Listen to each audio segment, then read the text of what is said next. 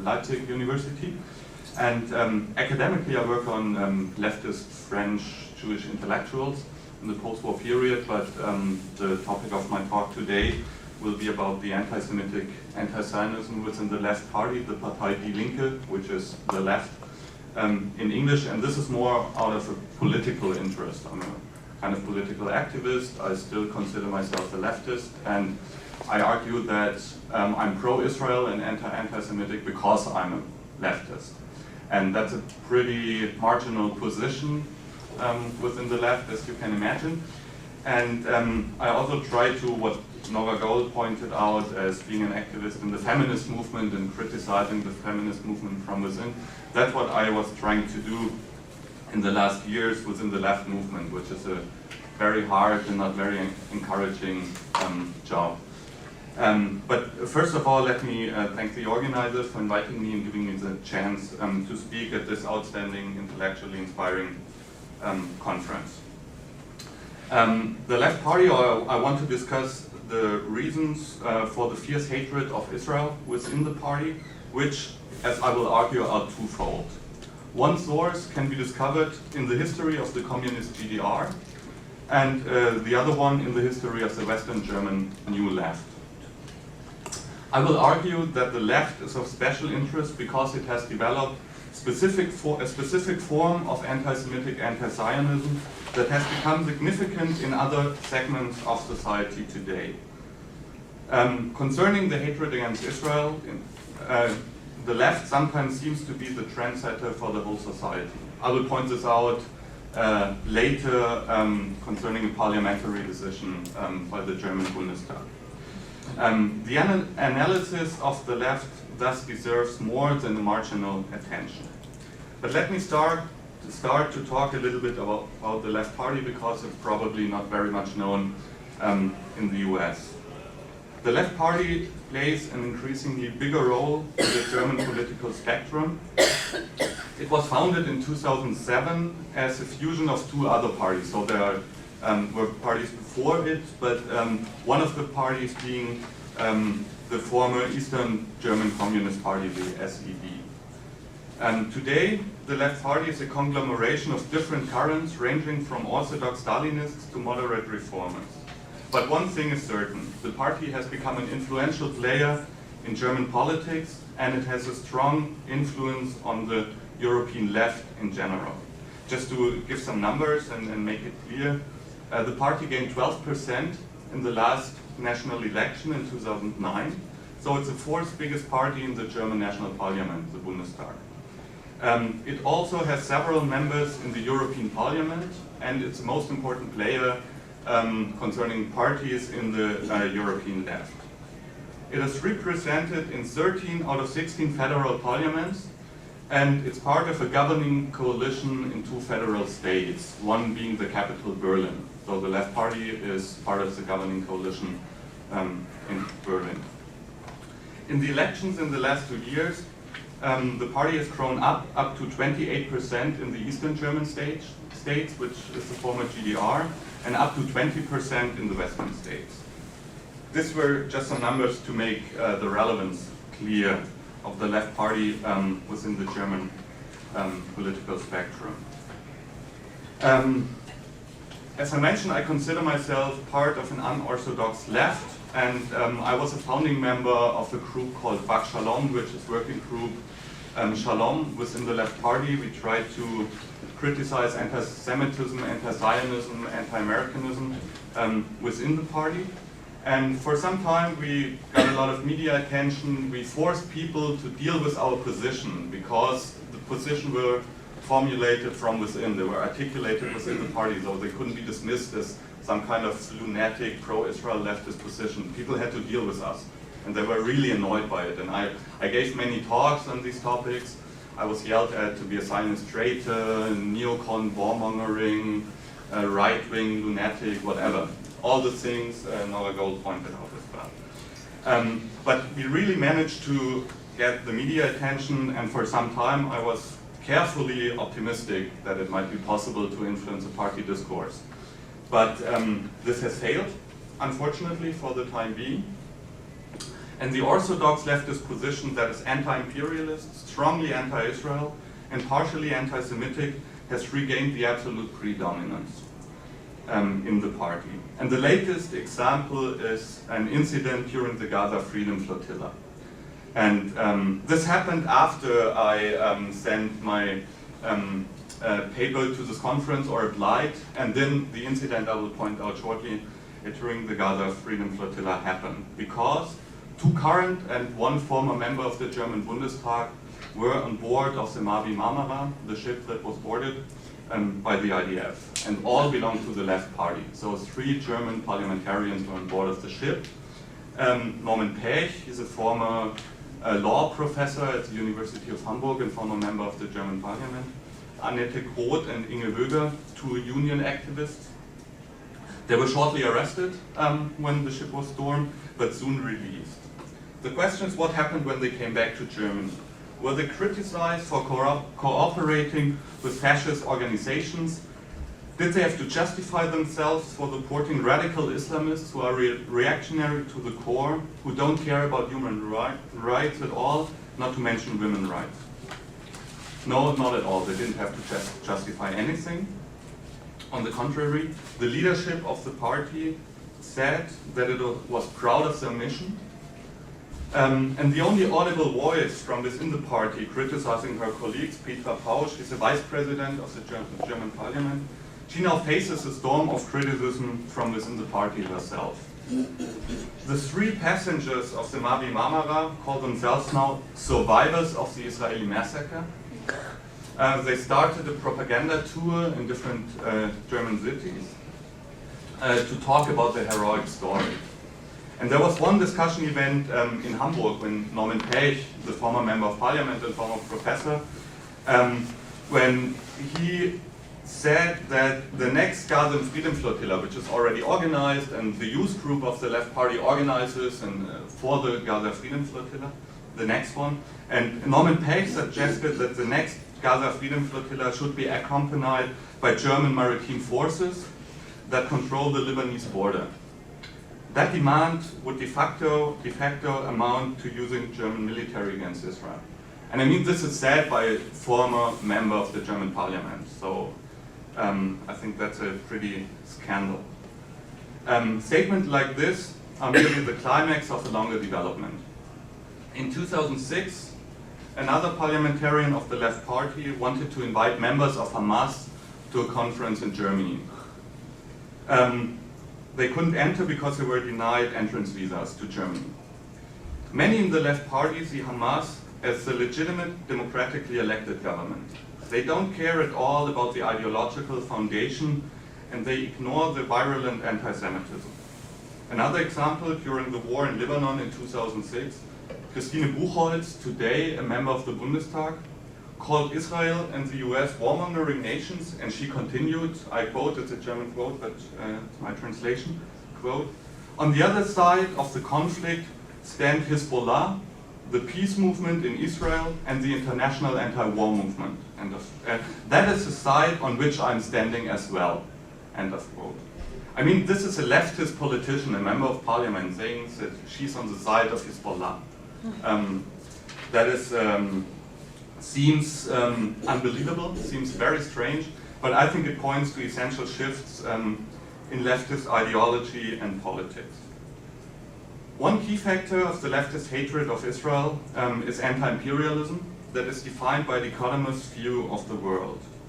This is a simplistic notion of complex modern societies, and it often, or basically always, implies a personification of social relations. That leads to conspiracy theories, and often Jews are seen as those pulling the strings behind the scene. Israel as a Jewish state is seen as a spearhead of Western imperialism in the Middle East and as an artificial state, though they often don't talk about Israel, the Zionist entity, all the stuff you know, put it in quotation marks, all that stuff. The historical roots of the opinion in the left party are multi-layered. The first layer are the after effects of communist ideology and the politics in the GDR towards Israel. And the second layer is the result of the history of the New Left movement in Germany starting in the 1960s. But let me come to the first one. The GDR was not an anti-Semitic state.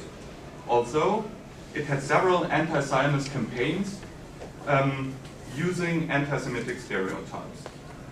The GDR considered itself an anti-fascist state that had eliminated the root of fascism by nationalizing the big industry and expropriating the reactionary Russian landowners, so-called Junkers in German. The hegemonic notion of fascism in the GDR originated in the Orthodox communist view expressed by Georgy Dimitrov in the mid-30s. And he said fascism in power is, quote, the open terrorist dictatorship of the most reactionary, most chauvinistic and most imperialistic elements of finance capital, end of quote. If fascism is seen primarily as a type of capitalistic dictatorship, anti-Semitism as an ideology has to be neglected. It was not seen as the core of Nazi ideology, but as a means of distraction by the ruling class to divide the proletariat. Auschwitz and the destruction of European Jews were not perceived as a rupture of civilization, as Dan Diener, my PhD advisor, put it. Therefore, the Jews were not remembered as a distinct group of victims in the communist states in Eastern Europe. The still existent anti-Semitism after 1945 in a big part of the German population was never dealt with in the GDR. Because according to the ideology of Orthodox communism, the socialist nations were seen as the winners of history. So anti-Semitism was abolished because socialism had been established, etc. Besides the historical context of the Cold War, these ideological aspects play a major role in explaining the fierce or ferocious veracity of anti-Zionism and the permanent comparison of Israel and Nazi Germany in the GDR. That is much more than a political critique, namely a fierce form of anti-Semitic anti-Zionism. And this hatred against Israel, deriving from the Orthodox communist ideology, can be found until today in a large part of the left party. This is the first historical root. The other thread of anti-Israel resentment in the left party can be located in the history of the New Left in West Germany. And the initial pro-Israel view of the majority of the left completely changed with the Six-Day War. Israel was not seen anymore as a socialist experiment with its kibbutzim and egalitarian ethos, but as a new oppressor state. It was seen as a racist and occupying power, depriving the Palestinians of their human rights and their national homeland. The hostility towards Israel has to be understood in connection with the widespread romanticism of revolution in the 1960s. As the situation was not at all revolutionary in the Western democracies, and the proletariat that was supposed to be the revolutionary class proved to be completely ignorant of its objective historical role, the longing for a revolution had to be transferred into the Third World. The ideology of Diamondisme, Third World ideology, was on the rise, and the left began to support nearly all national liberation movements in the Third World as kind of Ersatzhandlung, redirection activity, I think is the English translation of this psychoanalytic term. First and foremost, the Palestinians were the objects of solidarity. They were seen as the oppressed underdog fighting against a powerful enemy. And the Palestinians served the leftist cult of the fighting guerrilla.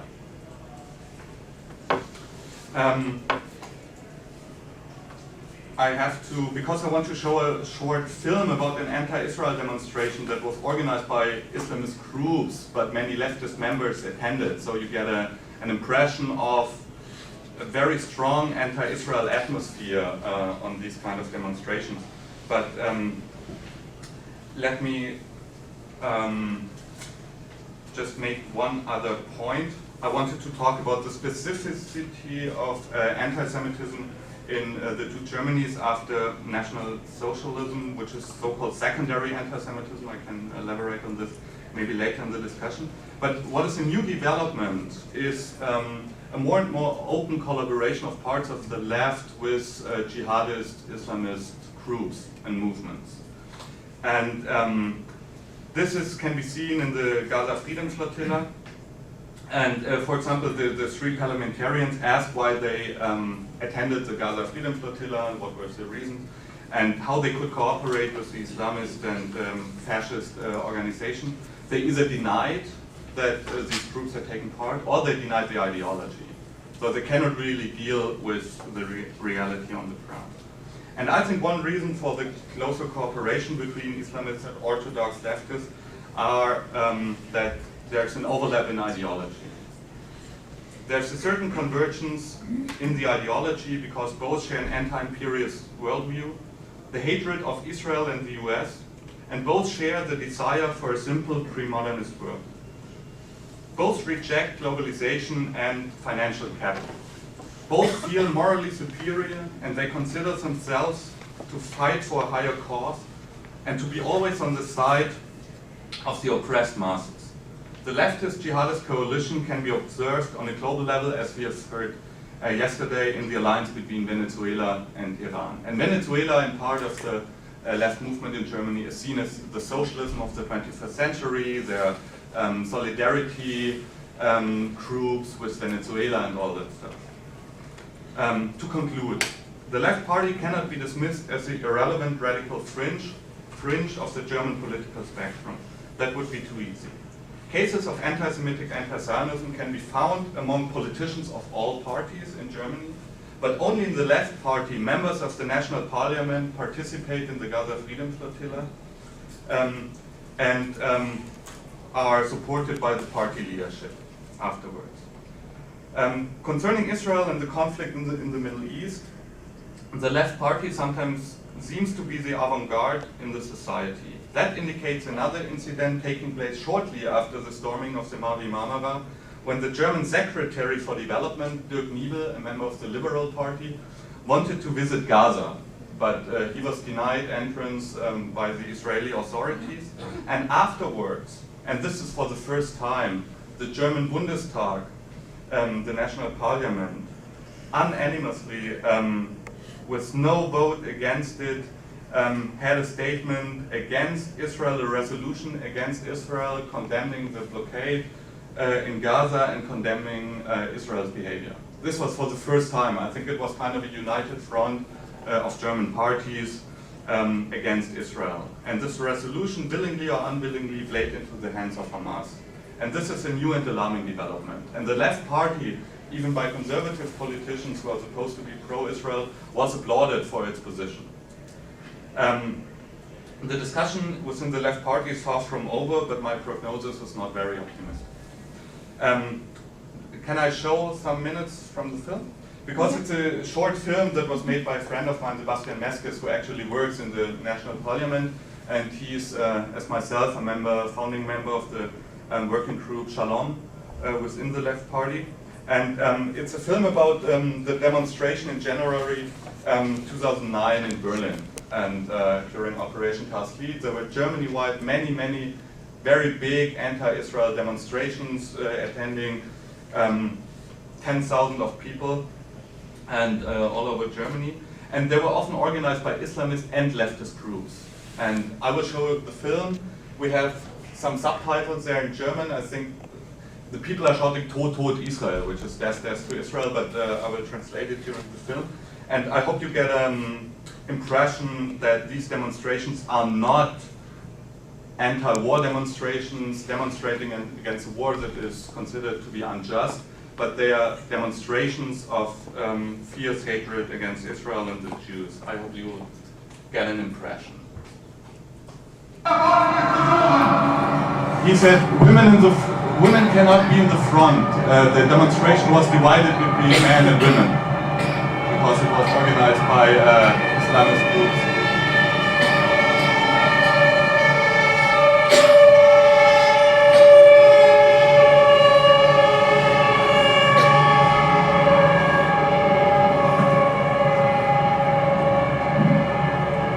That's in the center of Berlin.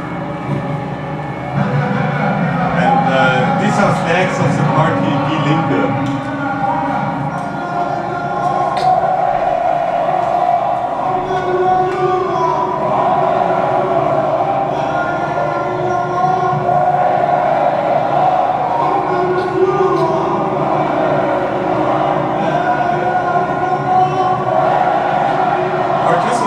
students with flags of Die Linke, and in the background you hear other and Palestinian flags all over the demonstration.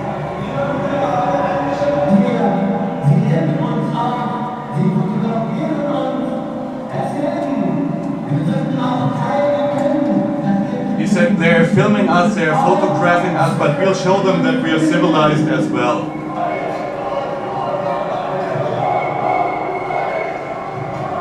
Some minutes later, death to Israel, shouting the whole demonstration.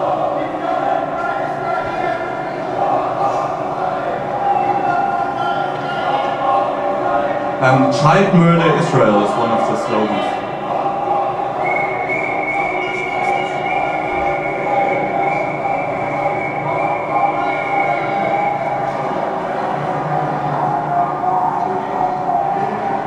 Flag of the fascist Grey Wolf, the Turkish organization, next to a flag of the terror organization Hezbollah. And the left party has mobilized and organized this demonstration together with other groups. They're shouting child murder Israel all the time.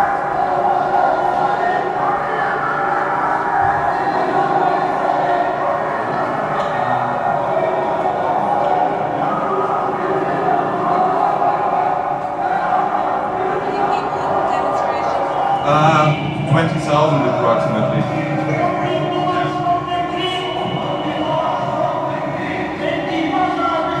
Intifada until victory.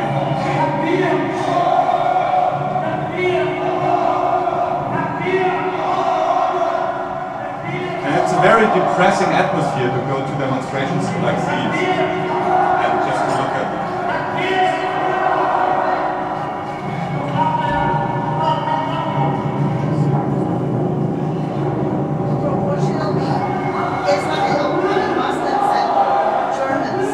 Uh, 90% Muslims, approximately, I would say, mainly Turkish and Arab.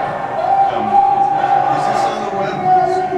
No, we had to take it off the web. We got trouble with some members in the party. But I will share, or I can copy you the film if I had a mistake.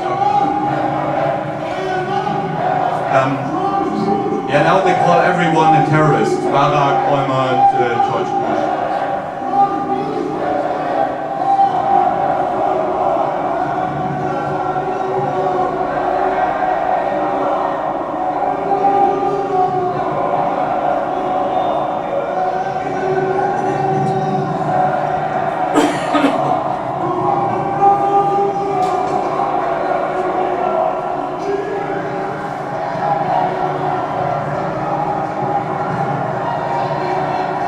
These are again flags of the left party.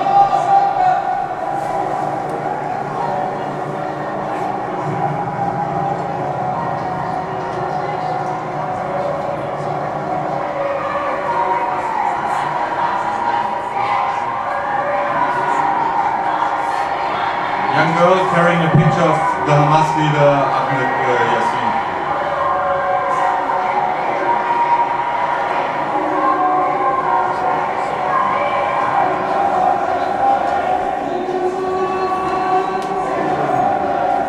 Child murder and women murder Israel. And mass murder.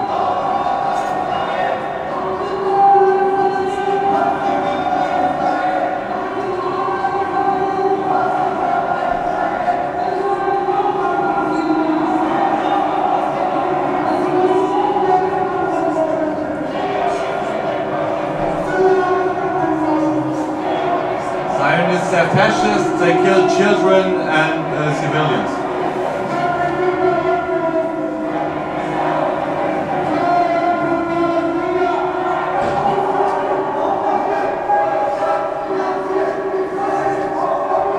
Germany finances and Israel bombs.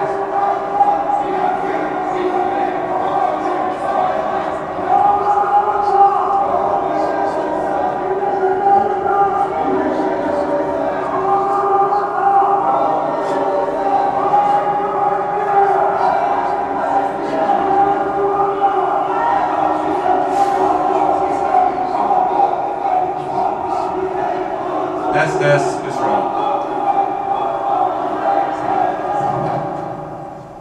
And that's why we had to take the film off the web and got a lot of trouble, because we pointed out, namely, candidates of the left party in Berlin who participated in this demonstration. And he wanted to become a member of parliament in Berlin. So he was embarrassed by this? Yeah, pretty embarrassed. So how could he make you take it off? The problem is that some members of Bak Shalom, they actually work in the left party or work in the parliament, so they have a lot of... And I'm working with my PhD in Stuttgart in Germany as well. And in my dissertation, I am investigating how West German foreign policy towards the Middle East dealt with the issue of anti-Semitism and hostility towards Israel in the Arab world between 1952 and 1979. I am focusing on German-Egyptian relations, and my research also touches on the issue of the German political elites' relationship with their Nazi past. In this presentation, I want to focus on two things. Firstly, to the problem that German foreign policy sent signals to the Arab world that were understood as a support for Arab hostility towards Israel. And secondly, on the question if there was a transfer of ideas from the Nazi time to the post-war period, for example in the perception of Zionism, and how decisions that helped delegitimize the Jewish state were connected to this Nazi heritage. And I'm mainly referring here to Germany's decision to refuse to establish diplomatic relations with Israel until 1965. Critical for my topic is that after 1948, a new anti-Semitism emerged that was directed against the very existence of a Jewish state. To be clear, Arab hostility towards Israel is not necessarily anti-Semitic. However, there is a line that is crossed where political enmity opposing Zionism becomes anti-Semitic. This line is crossed, for example, when there is a positive reference to Nazi anti-Semitism, or when the acceptance and dissemination of conspiracy theories like the Protocols of the Elders of Zion ensues. The denial of the Shoah is also an important pillar of this new anti-Semitism. Since 1948, every country that was diplomatically involved in the Middle East conflict was confronted with Arab hostility towards Israel and therefore challenged with the task of reacting to such animosity. Herewith, an important question within my research arises. How did German diplomats react to Arab animosity towards Israel? Did Arab anti-Semitism play a role in the conceptions of German foreign policy? And if so, was this topic actually brought up with Arab states? Did diplomats do anything to confront this problem? While these questions emerged for all diplomats, for German diplomats, more specific concerns had to be addressed. Especially in Egypt, they were confronted with the repercussions of German anti-Semitic propaganda and politics, which many of them had personally designed and represented only a few years earlier. The Middle Eastern policy of the Nazis had been anti-British in design and anti-Semitic in its essence. Especially in the second half of World War II, Germany had employed considerable efforts to incite Arabs to fight against Germany's enemies via radio propaganda with a distinctly anti-Semitic, anti-British, and anti-American makeup, as Jeffrey Herf convincingly describes in his illuminating new book. The Mufti of Jerusalem, Hajj Amin al-Husseini, was a close ally of the Nazis. He had played a major role in programming propaganda broadcasts into the Arab world. In the post-war years, the Mufti, although he had been involved in war crimes, was a figure of considerable political influence in Egypt, and his Nazi-like anti-Semitism first and foremost affected the national movement of the Palestinians and the Muslim Brotherhood in Egypt. Then there was also the circle of young officers, including Abdel Nasser and Anwar al-Sadat.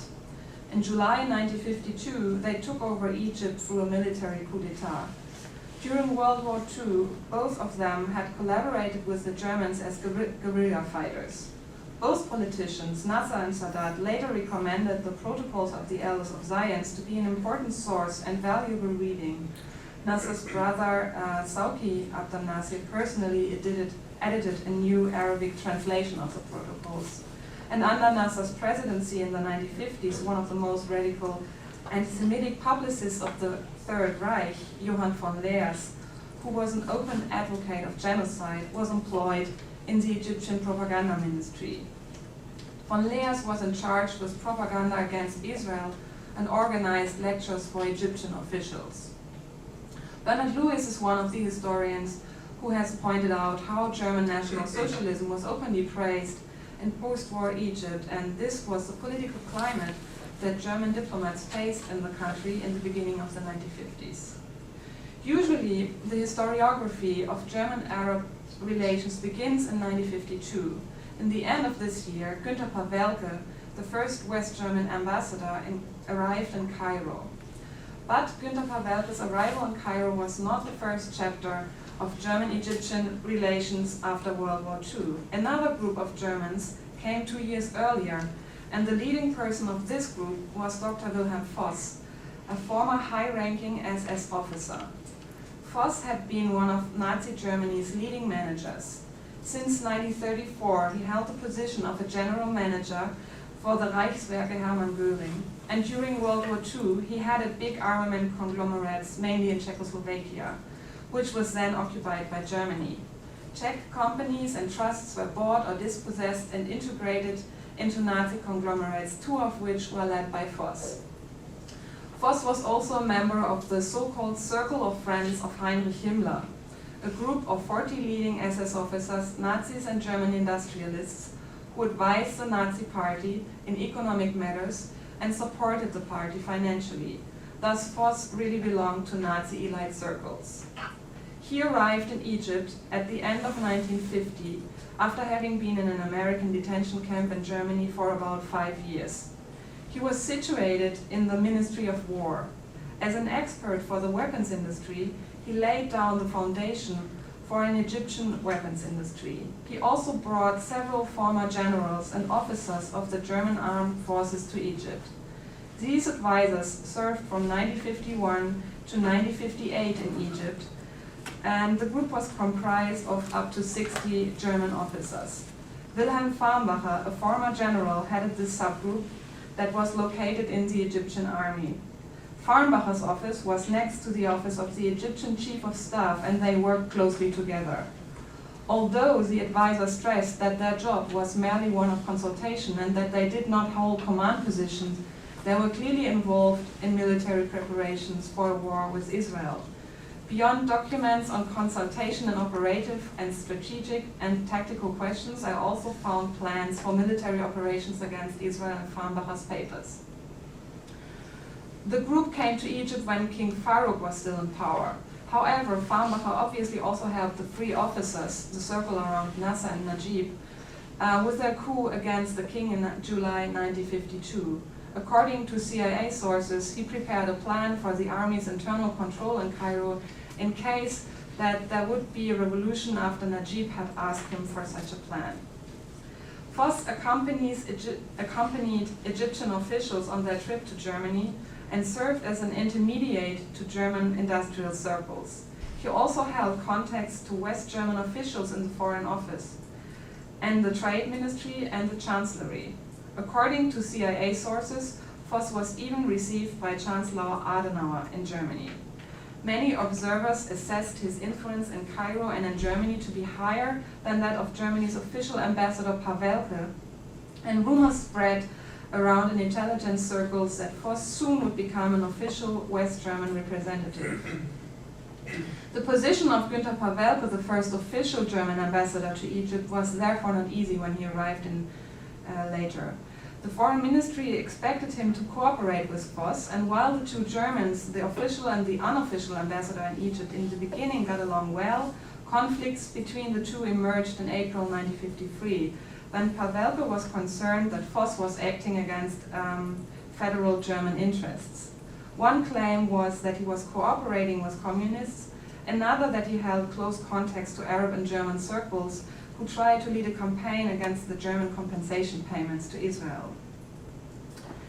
Pawelke then refused to cooperate with Voss and ultimately decided to resign. He left Egypt in 1954. But Voss' influence also faded, particularly after British Prime Minister Churchill in May 1953 in the House of Lords publicly criticized the activities of the German military advisors and accused them to train Egyptian guerrilla troops which attacked British troops stationed in the Suez Canal zone. The German government then sent an official to Cairo who met with the advisors and gave them stricter guidelines. The group was separated in 2 units and obviously lost a great deal of its influence with the Egyptian government around 1954. In utilizing these contexts, the German government, I believe, sent a political signal to Egypt, signaling that former SS men were accepted mediators and negotiators, notwithstanding the fact that their function was to assist Egypt in its war against Israel, and notwithstanding the fact that these mediators were opposed to a rapprochement with Israel, which was the official German policy. I come to my second point, the question of a transfer of ideas inside Germany. Inside the Foreign Office in West Germany, open NS-like anti-Semitism was a taboo. Germany's main aim was to be integrated in the Western alliance economically and strategically. It was crucial to establish a new image of a democratic society and to demonstrate a new beginning. As the US High Commissioner John McCloy observed, Adenauer understood that the way Germany acts towards Jews in the future will be the acid test of German democracy. Adenauer in September 1951 publicly announced that Germany was ready to pay compensation payments to Israel.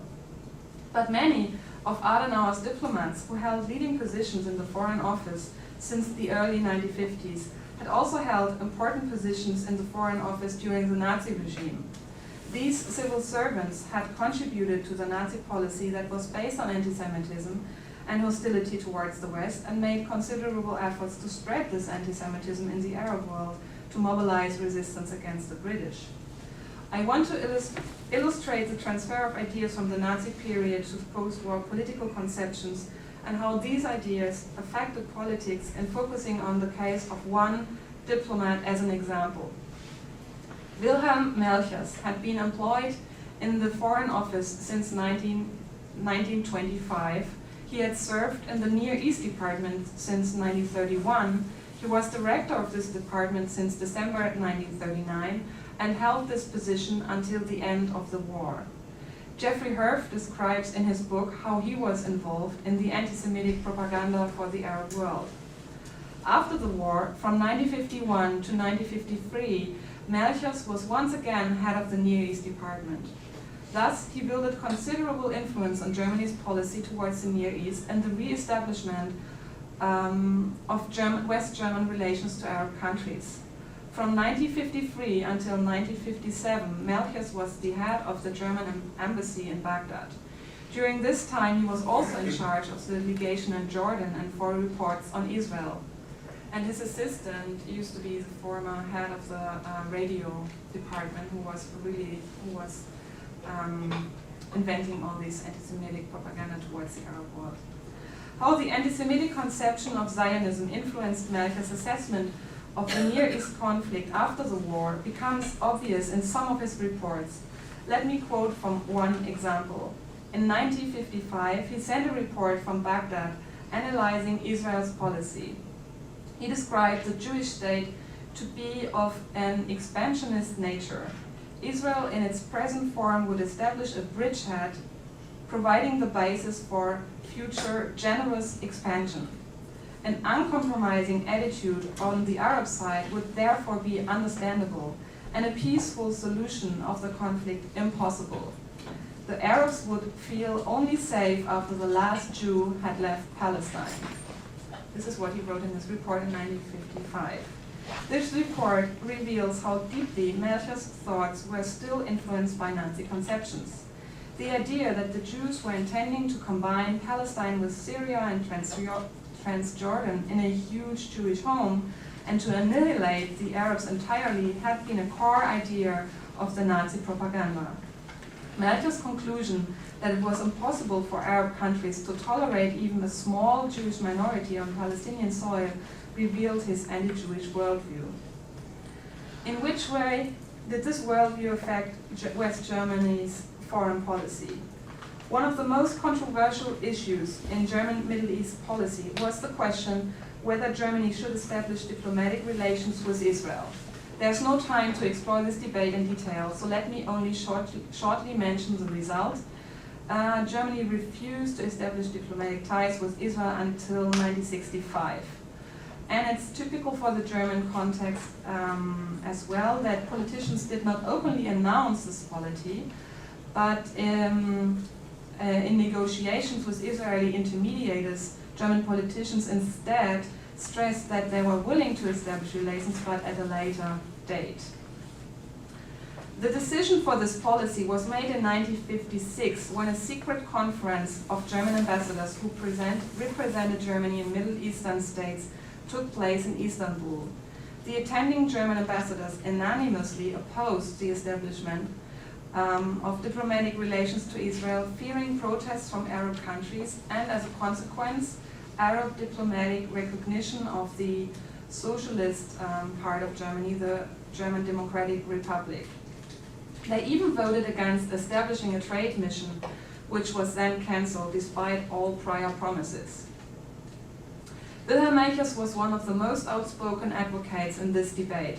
His reasons are expressed in a letter that he sent to the head office in July 1955 from Baghdad. In this letter, he painted a grim picture should Germany establish diplomatic relations with Israel.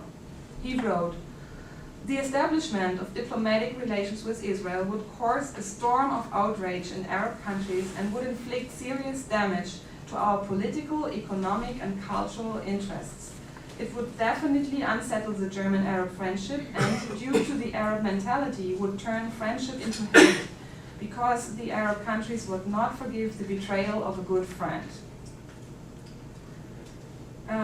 Melchers pointed to a crucial point, other point,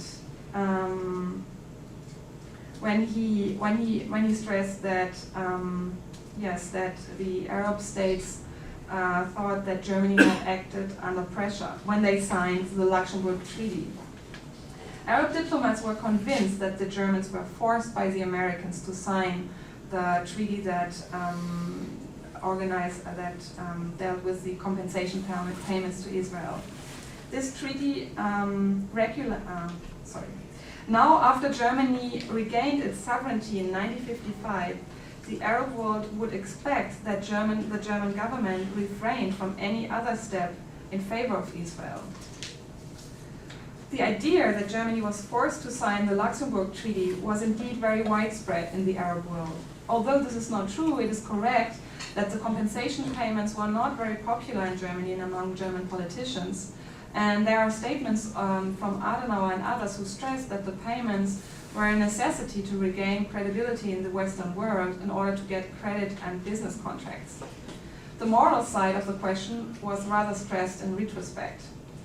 The Egyptian historian Wage Atek quotes Egyptian sources revealing that Adenauer personally stated in front of an Arab delegation that the issue of reparations to Israel had been regulated in accordance with the wishes of the United States. Secretary of State Hallstein reportedly said to the Egyptian Consul General in Frankfurt, Undersecretary of State Hallstein, reportedly said to the Egyptian Consul General in Frankfurt, "It is not possible not to sign the agreement. Israel, through the Jewish magnifying glass in America and England, is stronger than one assumes. It is impossible to the federal government to take counteraction." In those statements, the anti-Semitic stereotype of Jewish power was once again given new life. It is therefore not surprising that many Arab politicians and journalists had the impression that the Germans basically held anti-Semitic and anti-Israel views, and the majority supported the Arab side in the conflict, in spite of the fact that Germany did not openly support the Arab side politically. Melchers knew that the Arab assumption that Germany was hostile to Israel and the Jews was an advantage for German foreign policy, and he did not hesitate to make use of this anti-Semitic component of the so-called German-Arab friendship. Many other German diplomats were also aware of the fact that they enjoyed considerable advantages in Arab countries compared to other Western states because of their refusal to have diplomatic relations with Israel. In the words of another legation counselor of the Foreign Office, and I quote, "There has been a strong argument in favor of the Federal Republic, the fact that Germany has, in contrast to other Western democracies, no diplomatic relations with the State of Israel. If we lose this argument in the future, the only defensive weapon we possess will be beaten out of our hands." Voices like these dominated the debates in the Foreign Office of that time on this issue. And with these two episodes that I have described, so the first Germans in Egypt and the debate on the diplomatic relations to Israel, I think they both show how strongly anti-Semitism and complicity with Arab hostility towards Israel influenced the debates on foreign policy in the post-war years, and how political decisions that were taken added to the legitimization of Israel in that time. Okay. Thanks, Björn Milbart, and I'm a sociologist and a member of this graduate school on group-focused empathy, which is a big project in Germany to the research on prejudice, not only anti-Semitism, but also racism, sexism, and so on. Well, the title of my presentation may appear very vast and unspecific, but I will focus it on developments in more latent forms of anti-Semitism with an emphasis on metaphors of parasites and their use in contemporary Germany. And also by this about transfer of ideas from National Socialism to contemporary Germany.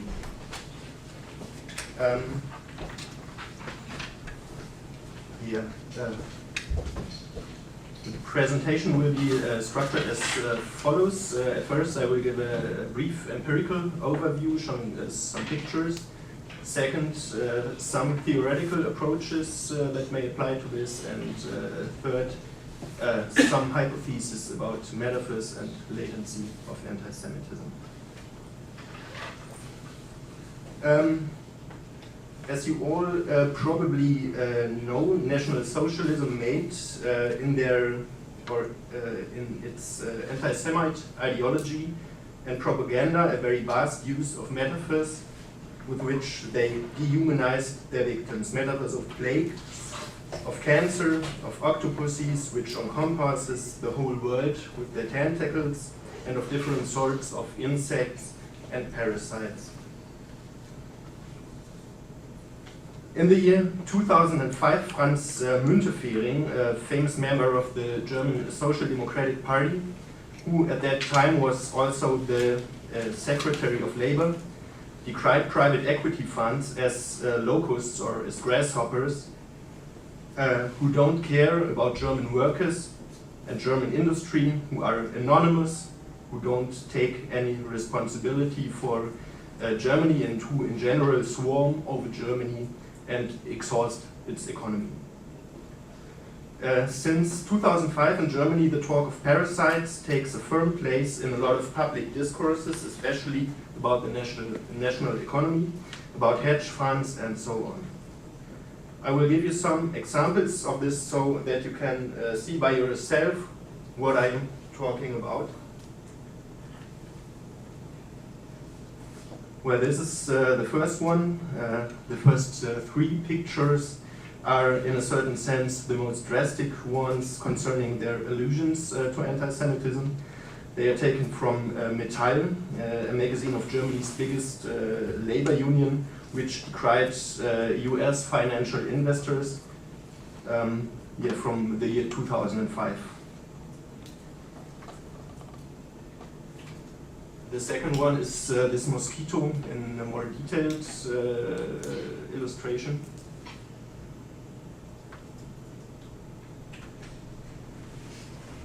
The third one from within the magazine, showing those mosquitoes swarming all over Germany.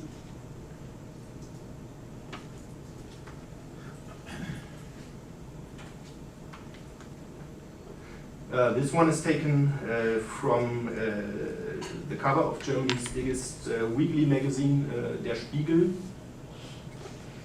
saying in its headline the greed of the big money, or the greediness of the money.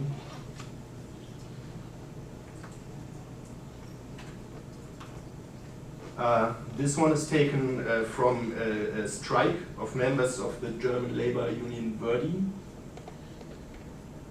It's also very graphic, and the banner is saying against stock traders' parasites, or stock traders' vermins. And on this spray can, they write extra socially acceptable. And the last one is taken from Berlin.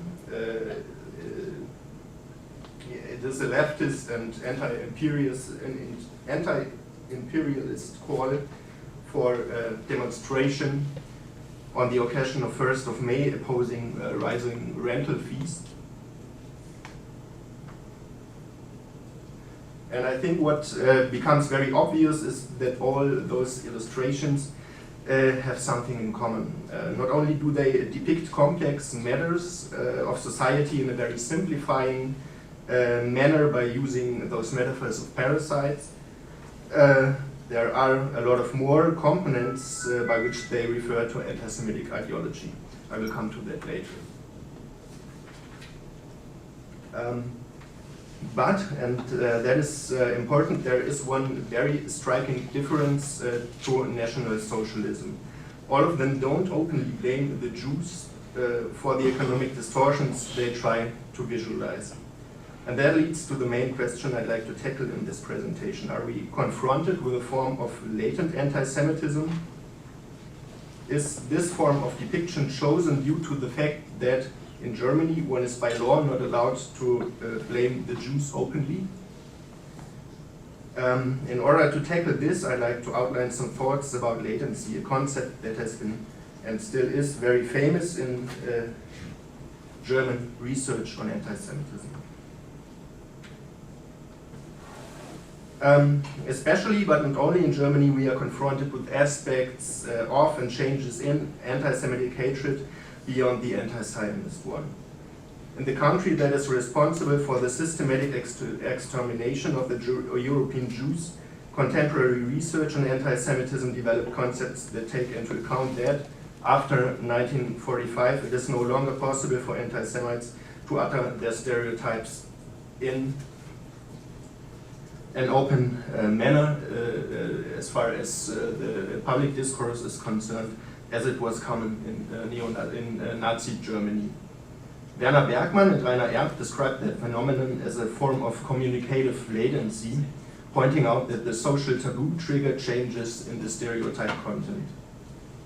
Research since then has dealt with the fact that anti-Semitism is not an invariant stereotype, but adapts to concrete historical circumstances and could therefore be described as a flexible prejudice, which is a notion of Theodor W. Adorno.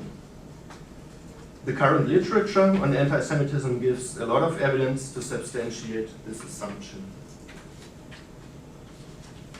If we grasp anti-Semitism as a stereotype that consists of a certain historically rather invariant form, which flexibly adapts to different contents relative to specific historical circumstances, we are able to more adequately conceptualize the changes we observe in a theoretically sophisticated framework. The stereotypical form of anti-Semitism consists of certain elements that already have been described in some detail. Thomas Howry, for example, distinguishes a Manichaean worldview, the personalization of complex matters, conspiracy theory, ethnification, and the goal of extermination. We can find these structural elements, for example, in anti-Zionist anti-Semitism, an exemplification for the assumption that the form is getting a new content and adapts to new, e.g., for example, geopolitical circumstances. Concerning the contemporary economic and financial crisis, the formal regard may indicate that the potential for a widespread, renewed manifest anti-Semitism as a world conspiracy theory is possibly much larger than the focus on the mere content is able to reveal. In the case of Germany, results from an empirical study show a large amount of people who attribute the cause of the crisis to the bankers and the stock traders. And the alarming additional finding is that this causal attribution is significantly correlated with overt anti-Semitism.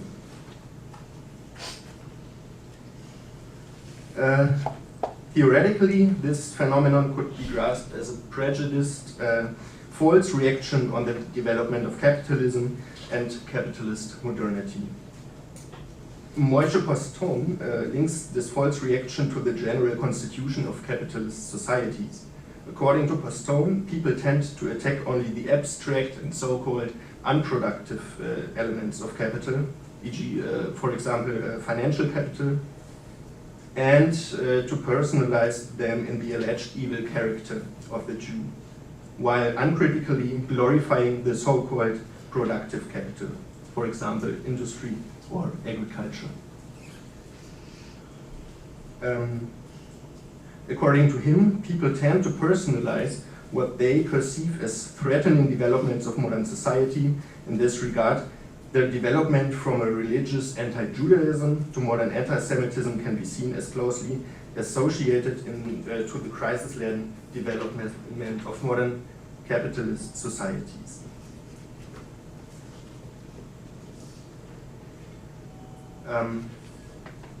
As for Germany, we are on the one hand able to prove by quantitative data that the hatred against the state of Israel is one of the dominant aspects of anti-Semitism today. On the other hand, the noted perceptions of the ongoing financial and economic crisis and the frequent causal attribution to bankers and stock traders point towards the possibility that there may be a large group of people who, although not openly blaming the Jews for the economic distortions, show patterns of thought that may be transformed into a renewed image of a Jewish world conspiracy.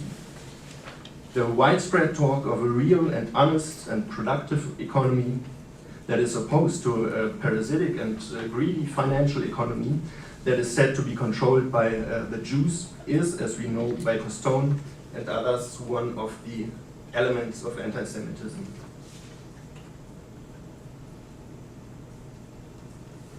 What we see today in Germany are worldviews that contain those elements without directly linking them to the Jews, as we have seen in those illustrations.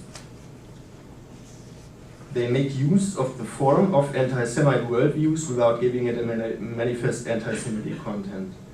Thus, we have a stereotypical critique of the modern society that consists partly or fully of formal elements that could easily be found in manifest anti-Semitism, but are not yet linked to it. Nonetheless, a critical and cautious research on anti-Semitism has to suspect that this connection could easily be established either by right-wing movements, agitators, or politicians in everyday discourse. This implies that a certain stereotyped critique has to be affiliated with an image of the Jew or a Jewish world conspiracy. Okay. After this short excursion, theoretical excursion on latent anti-Semitism, I will come back to the problem of metaphys and try a short summary of both latency and metaphys.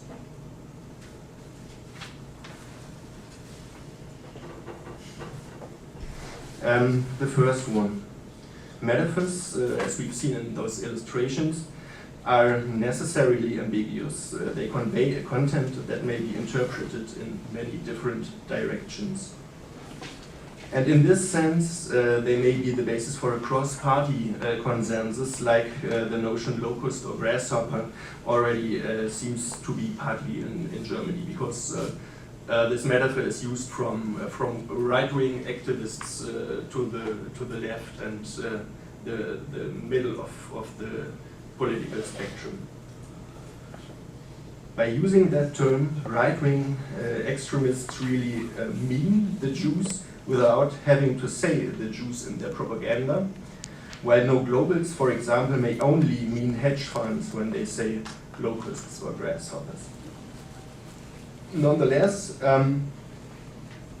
in my examples, they convey a certain view on society. For example, they personalize abstract social mechanisms. They are Manichaean. The evil comes from outside, and Germany is depicted as self-consistent and as a victim.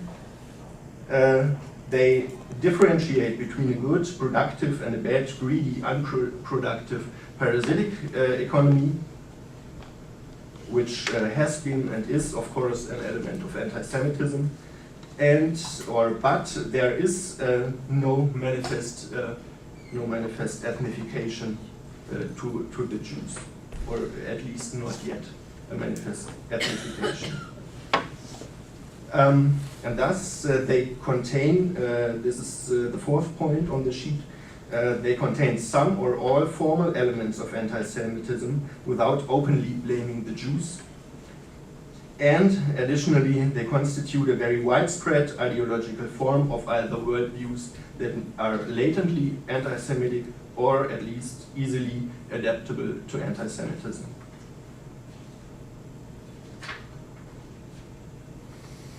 And of course, these metaphors may pass on worldviews that may easily be transformed into manifest anti-Semitism. They may be, or they may serve as a transfer of ideas from National Socialists or from Nazi regime towards contemporary Germany. Well, and an additional point that I did not list on this sheet, people who use these metaphors to describe society act, and that is a word or a sentence that Hanno Löwy once wrote, as if there are no real Jews anymore who could feel threatened by that, or as if the Holocaust had never happened, where metaphors like these were the rehearsal for destruction. Thank you. My name is Karin Stöckner. I'm from Vienna, and I'm working at the Vienna University as a sociological department and at the Central European University in Budapest. In my paper today, I would like to address some theoretical considerations on nationalism and anti-Semitism in post-national Europe.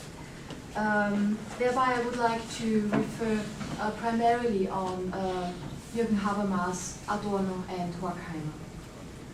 So in the late 20th century, several resurrections of open and aggressive nationalism could be observed in Europe. In Germany, for example, in the course of national unification, in Austria during the debates on the Waldheim affair, and also in Eastern and Southeastern Europe, where nationalism occurred as a, one could say, concomitant of the breakdown of the Soviet system. And it's interesting to know that almost simultaneously in Europe, a discourse on the post-national was initiated, and this was primarily by Jürgen Habermas. And the question which I would like to address here is what is becoming of nationalism in the era of post-national orientation, or of allegedly post-national orientation. And the corresponding question is whether the post-national constellation will also diminish nationalist and anti-Semitic prejudice, a pair of prejudices which is traditionally associated with each other. In Habermas' concept, the term of the post-national constellation is very closely connected to the term of constitutional patriotism. And Habermas introduced this term as a critical one and as a cosmopolitical alternative to nationalism. Constitutional patriotism means a dissolution of the traditional very close link of republicanism and nationalism, and it means that people's republican disposition, which Habermas suggests as normative, that this republican disposition would be transformed into a constitutional patriotism beyond such categories like tradition and nation.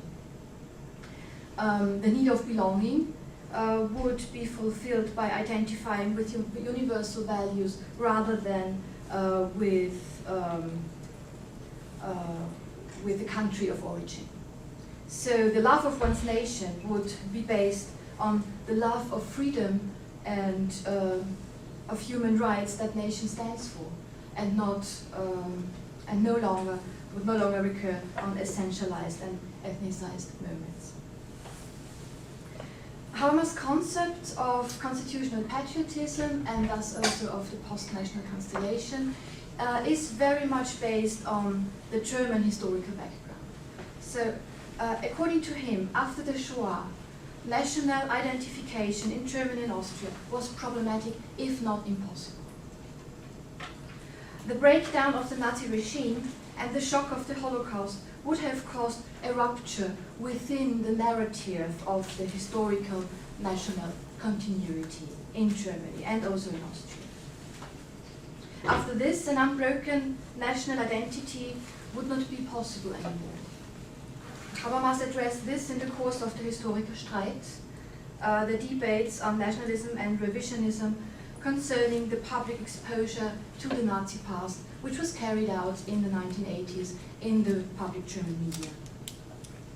And this very debate, this debate on historical Streit, where there was really open nationalism and open anti-Semitism, this very debate shows that Habermas' normative concept of constitutional patriotism is not at all the norm in Germany.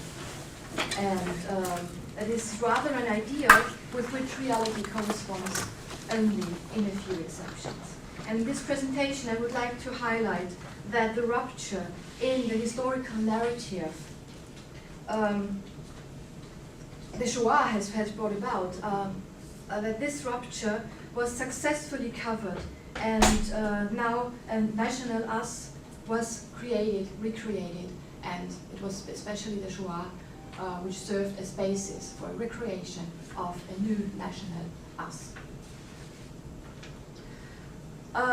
The relationship between nationalism and the post-national is not really well defined in Habermas' concept. So it is important to note that constitutional patriotism does not replace national identification, not at all.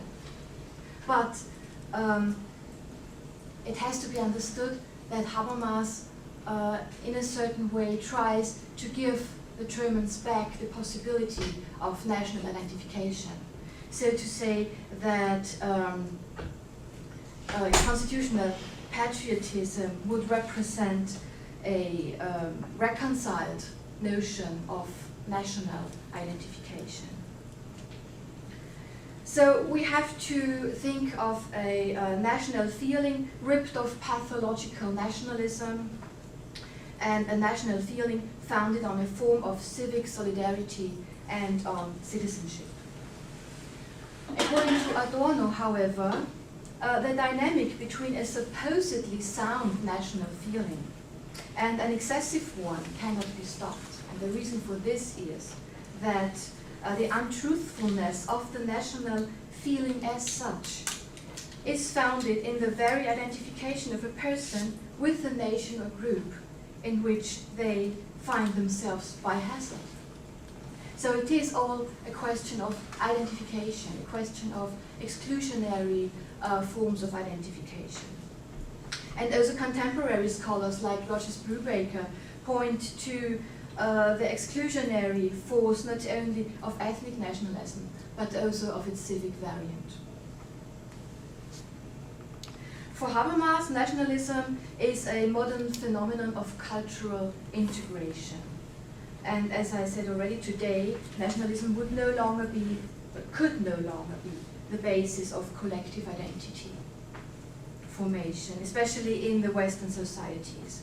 Robert Fine addressed this point yesterday in his lecture with regard to anti-Semitism. And anti-Semitism would be regarded as a problem of the past.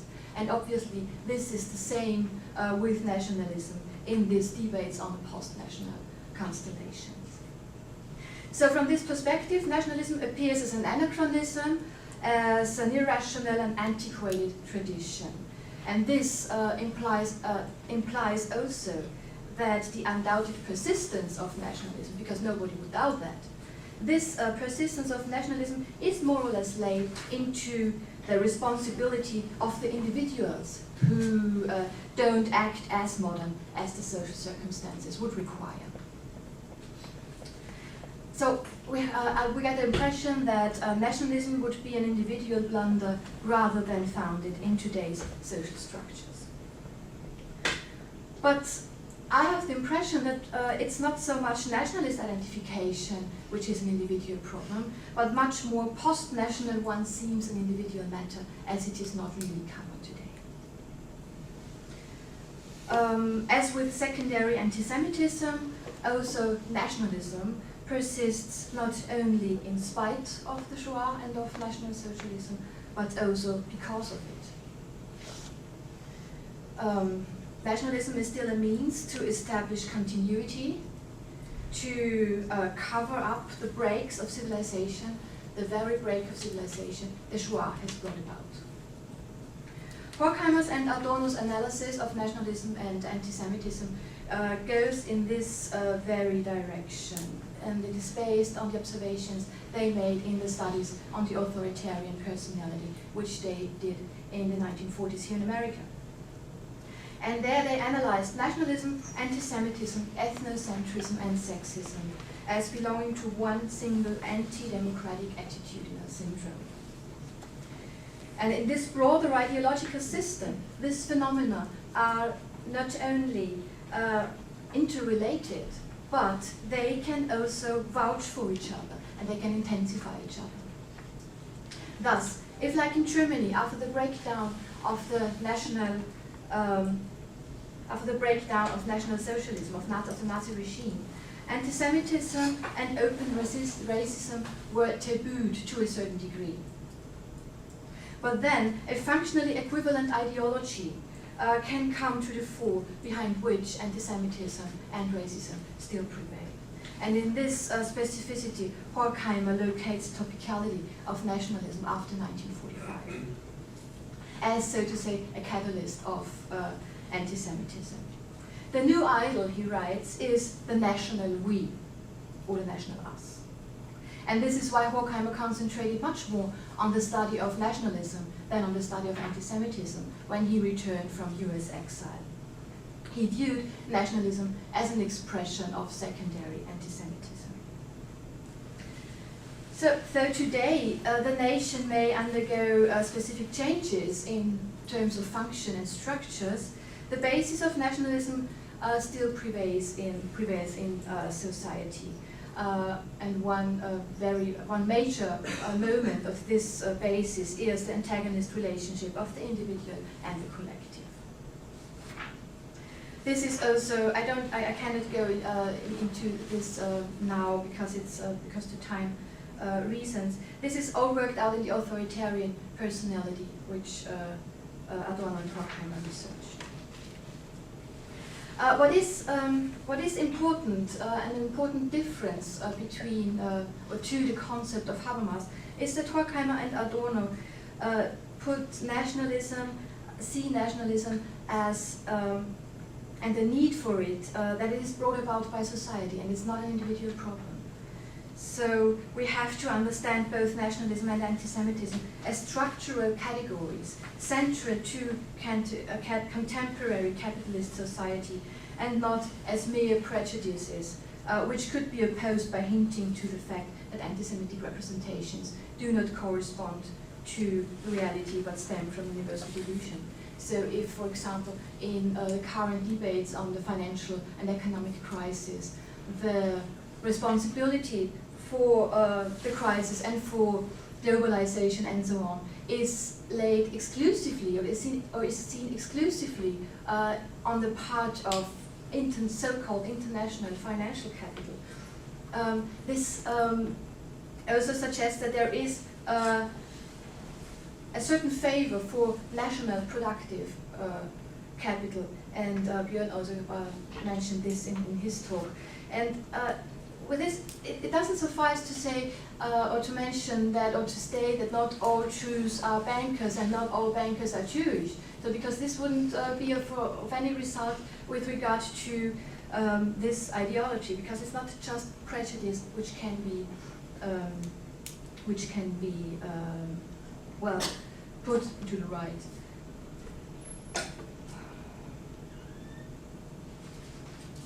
So let's come back. We'll come to my conclusion. Let's come back to the question of how the post-national constellation that Habermas diagnoses affects nationalism and anti-Semitism. As far as I can see, post-nationalism is more or less a norm that is not fulfilled today. Of course, we all would like to have a post-national society, but it's not given. Identification still widely works by means of violent homogenization, by means of orientation towards the strong and the powerful, and by exclusion of those considered as others. This is, I guess, the same in any society. And real post-nationalism would not just signify a status beyond nationalism, but also a status beyond anti-Semitism. Thus, Habermas' concept of the post-national constellation, although he suggested as a given one in the European Union, is much more a utopia which we have to fight for, in a way. He himself insists on the necessity of a post-national society, and he does it rightly, that's what I suggest. Now, the EU, which for quite a number of scholars, including Habermas, serves as a background of post-national identification, the EU actually reproduces the problem of national identification on a different level. The principle of nationalism, of nationalist exclusion, of national identification is relocated on the EU level. And as an outcome, the EU is a big bloc with which the people of the member states can as easily identify with as beforehand with a single nation state, as long as it represents strength and power. What has changed, indeed, is the level where anti-Semitic prejudices are produced today in Europe. This because this is no longer a purely national one, but happens more and more on a supranational, but only allegedly post-national level. This comes along with a considerable change in the anti-Semitic stereotypes. While in 19th century's political anti-Semitism, the Jew, the figure of the Jew, was fed within the nation, was represented as an anti-national figure, as a threat to the national principle, as where Jewishness was considered as non-national. It seems that today this is not so much the case anymore, or not exclusively the case anymore. Since the inauguration of the Israeli nation state, and especially since 1967, anti-Semitic discourse, particularly those of the left, do not draw the figures of the Jew as a representative of the anti-national anymore, but instead as a personification of the very principle of the national. And I think this is quite interesting. Because this is the principle of the national which one allegedly has overcome oneself. And today, the Jew is at least as often associated with aggressive nationalism as with cosmopolitanism, and these two representations go into each other. They interconnect. New anti-Semitism, which singles out the Jewish nation state as anachronistic in an allegedly post-national era, operates with similar, if not the same, anti-Jewish stereotypes as the nationalist variant. So in the disguise of anti-Zionism, nationalism as well as anti-Semitism can be acted out without arousing suspicion. Yet the agents of these single-edged discourses can still represent themselves as anti-nationalists.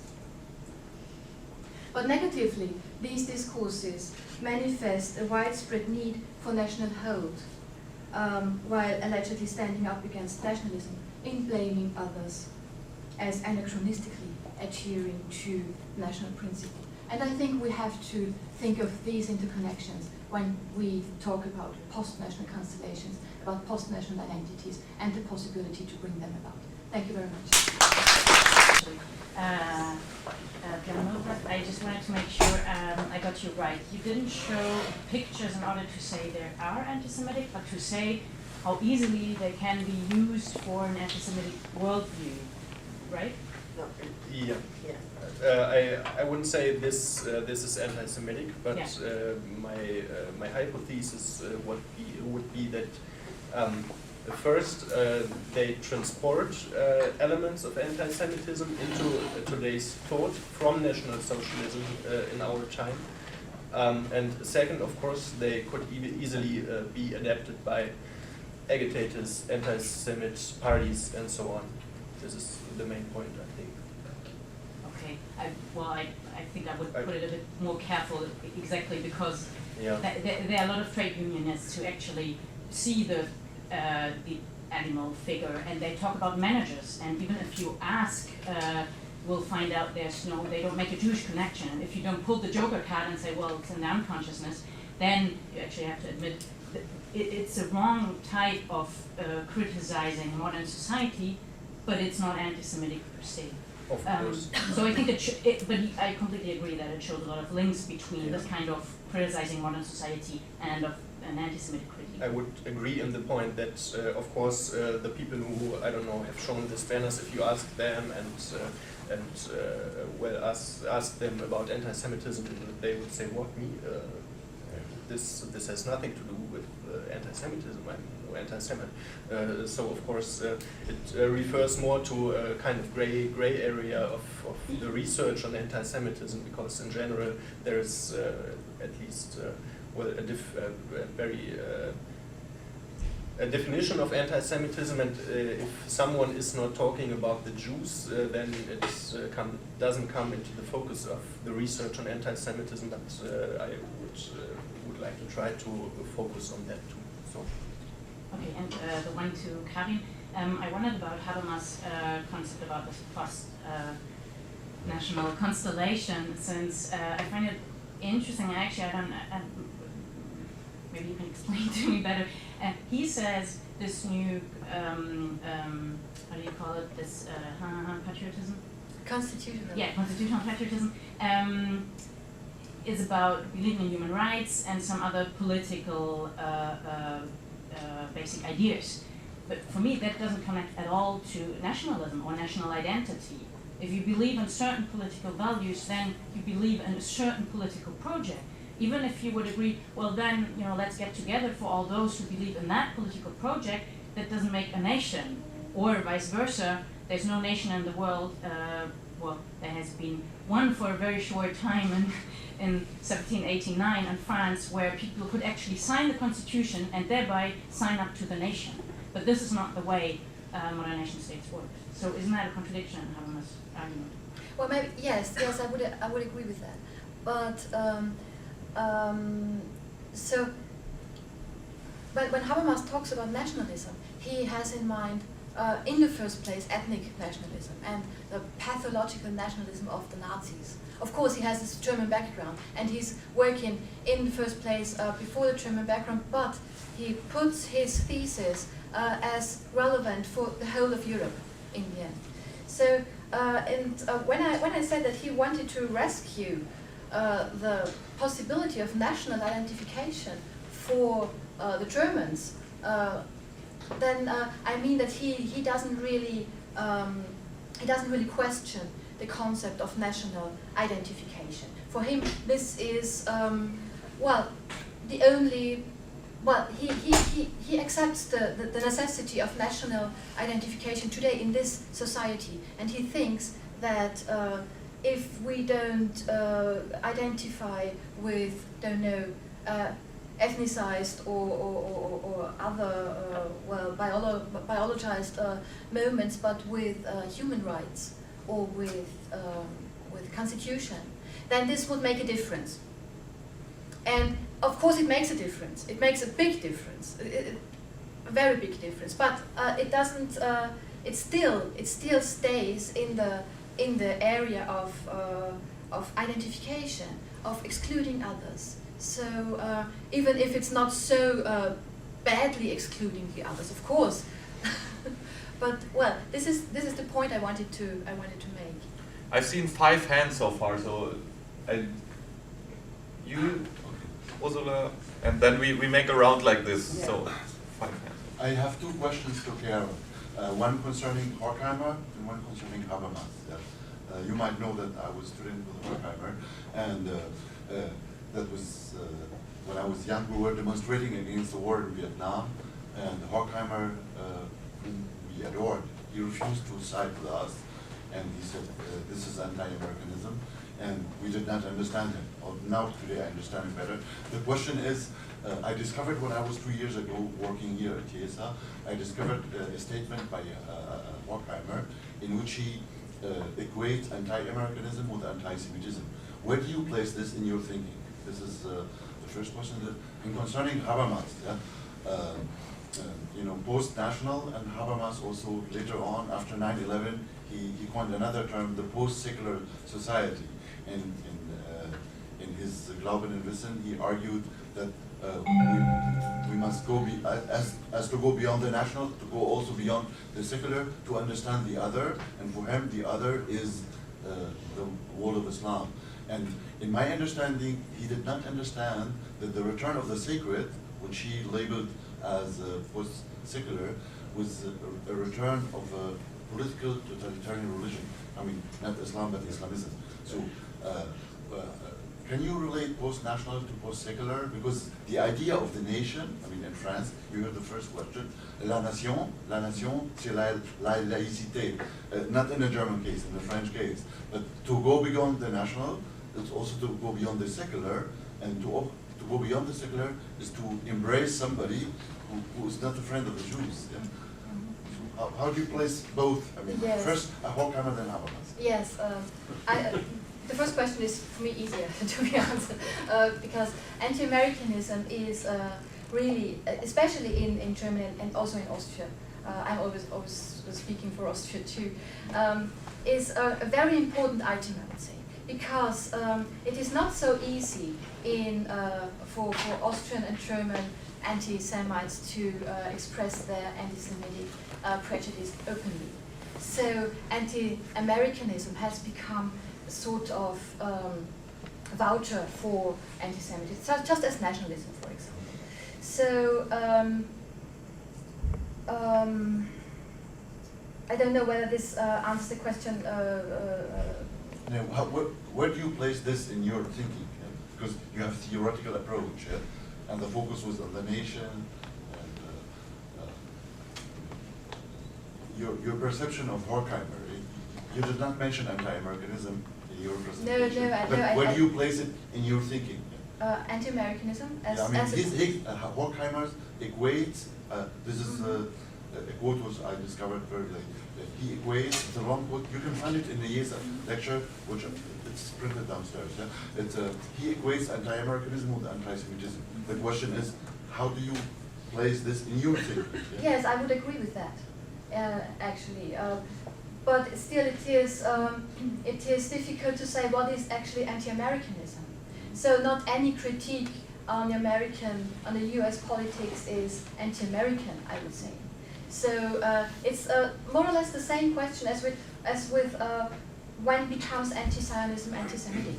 So not any critique on the Israeli politics is anti-Zionist in the sense of anti-Semitic. And I would say it's the same with anti-American critique. Not any critique on America is anti-American, because many scholars and I guess Adorno and Horkheimer were two of them, they criticized America, but they also criticized America, but because they were in favor of what America stood for, of what America represented, of freedom, of actually for America stood after 1945. America stood for the old ideals of the French Revolution. We only got 10 minutes left, and we have many people who want to share their point of view. So I would like to say something. But I would. To Everyone, the other very short questions, short responses if possible. I have one question or one remark. I find it a little bit strange. I mean, Sebastian showed a film where we see 20,000 people in Berlin shouting anti-Semitic slogans. To still say it's not so easy for Germans to openly express anti-Semitism, I just think it's not true. And I think you see, I know what you mean, and I understand, and I think this is true for a specific time, but after September 11, I think it's more and more, there's more and more open anti-Semitism, at least, and I mean, there's some debates like the Möllermann, the Liberal Party made an open anti-Semitic election campaign and all this, so I just want to stress, I mean, we heard this several times this morning, that it's not, I mean, there's no open, it's not easy to express open anti-Semitism. I just think that it's, in the last 10 years, this is not true anymore. So, don't you think? Yes, you're probably, you're probably right with the demonstration. But when you look at the media, for example, then there it is not possible to express it. This was what I meant. And then anti-American prejudice stands for anti-Semitic prejudice very often. I think it would be necessary to discuss the phenomenon of Islamic anti-Semitism and the shifting demographics within German society. We have a whole generation of Turkish, German, Arab Germans who don't have the historical or the family background, the experience of National Socialism. And that changes. They don't have the restriction. Jew has become a curse word in many schools in Berlin. And that's a problem. To call someone a Jew or gay, these are like words that are used to denounce people. But this is by the Islamic. Ursula? Yes, I would like to make basically two comments to yours also, and specifically and also to Ulrike's presentation. As a German who was born before World War II and was raised in Germany and then left in '65, these presentations make my blood boil. I'm not Jewish, and I still follow the goings on in Germany, but of course not as astutely because I don't live there, even though I've been there on lectures. But the specificity of the Jew hatred and the anti-Semitism and the support for Islamists and Hamas and Hezbollah, which is so blatant, really, really makes my blood boil. The other comment I would like to make, I'm often told by Germans, you know, the Nazi regime lasted 12 years. Why is everybody, and with everybody, of course, it's code for the Jews, or the world, which is another code for Jews, are still talking about it. Well, from what I've heard yesterday and today, it started, we can actually look at 140 years where genocidal anti-Semitism has been expressed, practiced, with enormous success, in quotes, between 30 and 45, and it is alive and well in the 21st century. In the very back? Yeah, two questions. One like, it's not that I want to defend the people you're describing in the 50s from being anti-Semitic, but to what extent do you think we could attribute at least some of their willingness to entertain this, maybe not the key players, but the surrounding public or the surrounding circle of players, just out of fear of, they're intimidated by the Arab nations, that they're really afraid. You don't have to be anti-Semitic to be afraid of Arabs getting pissed at you for siding with Israel in any way, shape, or form. So that's one question to Ulrike. And then the question on Habermas. I mean, listening to it, it's interesting. Does Habermas apply this principle of post-nationalism to Israel in the same way that, for example, Tony Judd does? Because you know what you were describing, Tony Judd is sort of an epigony of Habermas. He's taken this post-nationalist discourse and said, oh, you know, the Jews are an anachronism in the 21st century where we're all post-nationalists, and the only problem is that we're in a neighborhood where everybody is pre-modern, much less pre-post-nationalist. So does Habermas do this, and how does he respond to people who do this?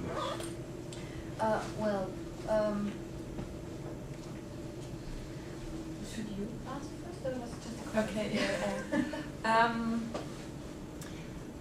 I mean, I chose here in my presentation the examples of one diplomat and I mean the advisors, the SS men were Right. is I mean, They were in were- question. oh, yes.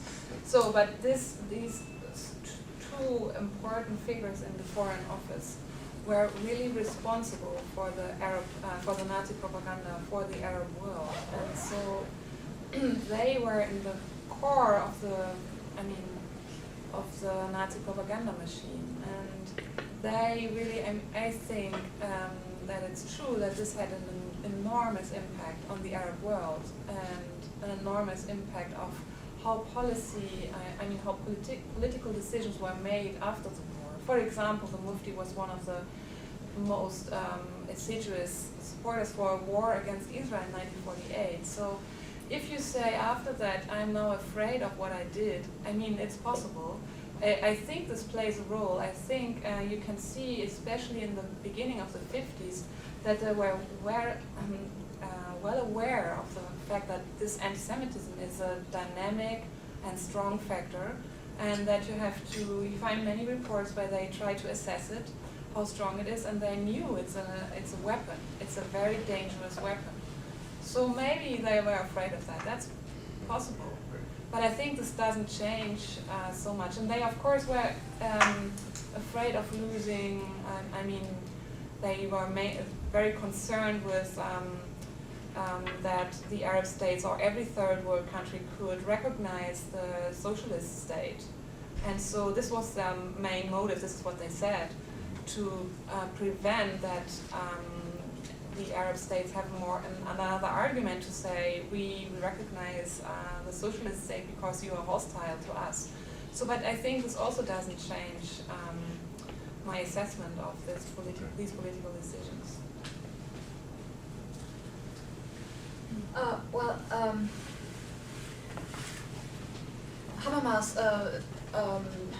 Habermas formulated here as post-national constellation in the first place for Europe and for the background of the European Union and the unification process of and within Europe. And I don't think that it can be applied so easily to Israel. So it's not about questioning the nation state as such. It's not about when we are against the national principle that we start with Israel. So this is, I don't think that this is Habermas' point.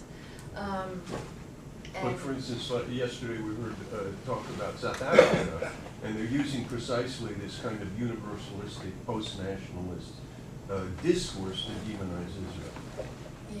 Yes, I think this is a problem maybe in the concept of Habermas, because on the one side we see that it is a normative concept, that it is something which we should work towards. And on the other side, he sometimes represents it as already given. So this is a difficulty, which is it's difficult to move within this quite ambivalent constellation, I would say. It's pretty weird to take the messianic for already given. I have two more hands, you and you. Yeah. The question is that you're talking the history of the left and anti-Semitism in Germany. Was there any link between the growing left collaboration between the growing Turkish population and that of the left's anti-Israel rhetoric? I don't know if I got your question correctly. What do you mean with cooperation with the Turkish? Did the growing Turkish population contribute to the left's formation of anti-Semitic views? No, I mean, because of the shifting demographics, and Germany, West Germany at least, is de facto a country of immigration. I mean, didn't want to be, but many Turkish and people came starting in the 60s. And of course there was a shift, but I don't think it has contributed very much for a specific leftist form of anti-Zionist, anti-Semitism. I think what we can see now is a form of Islamic anti-Semitism, and that can be contributed to the growing Turkish and Arab population. But for the left as a movement, I don't think that the demographic shifts were relevant for the specific. I mean, you have this leftist ideology of anti-imperialism, of I would say universalism, wrongly interpreted, but for all these ideological concepts, and for the concept of secondary anti-Semitism that was explained in the other talks, it doesn't make any difference whether there's a big or small Turkish population.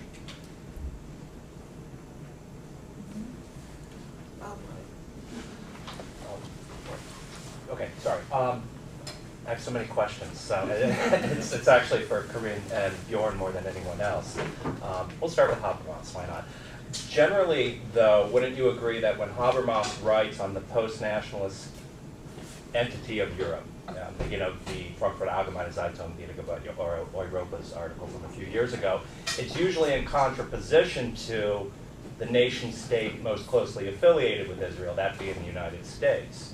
So is this post-nationalist discourse, since it's seen as opposed to the U.S. model, could you then not see it, or has it been applied in opposition to the Israeli model?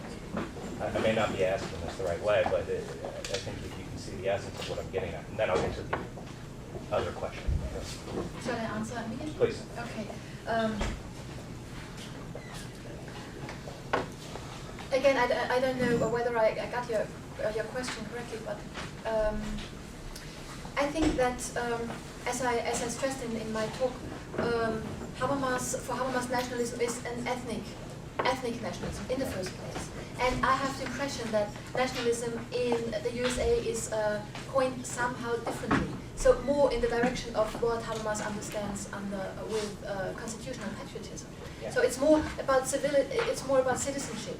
But still, citizenship in most European countries is an ethnic category.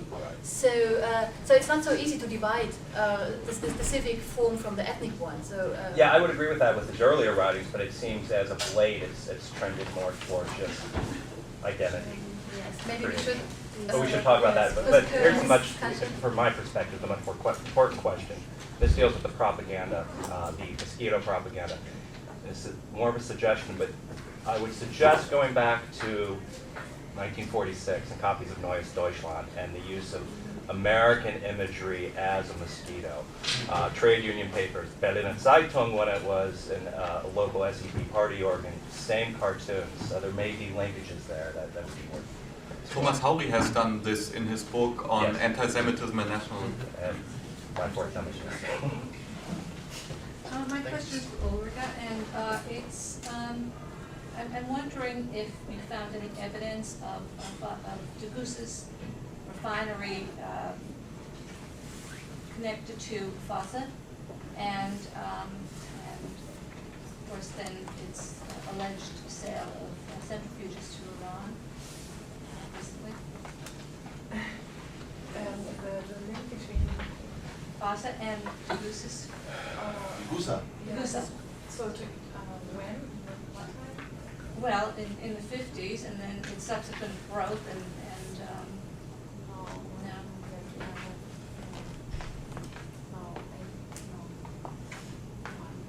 More concentrating on the. Yeah, maybe you can tell me more about that later. I'll tell you what I know. I don't know. No. Okay, thank you everyone. I think it's time to go for lunch. Many have already left. Thank you.